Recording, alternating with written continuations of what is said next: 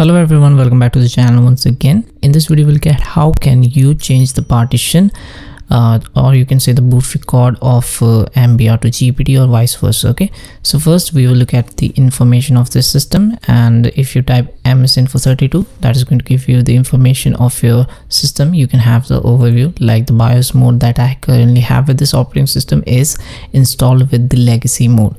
So you might probably have the UEFI, and that would be like GPT probably, but when you are trying to install your operating system, it comes up like you can't install on this partition because it have the GPT one or the MBR one. So in that case you have to come to this diskpart.com, because we need to convert our partitions, and then just hit free download freeware. Just download. It's available for most of the systems for free.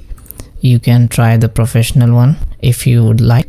So once you download, just install and run this app.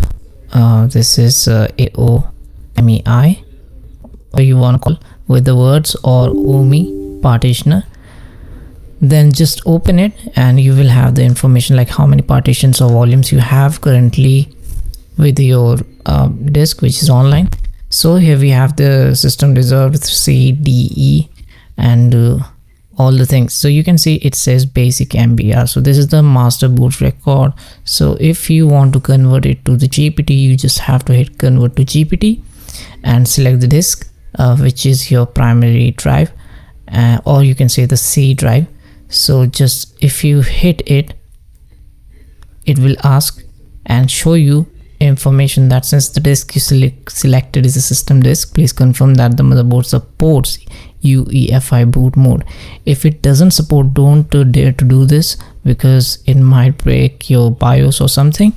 So it's better if you are dealing with this thing, you go with the proper caution and then just convert it. So in my case it is the MBR. I feel comfortable with this way of BIOS mode, so I'm just happy with it. But if you want to convert, you can hit yes and get it done.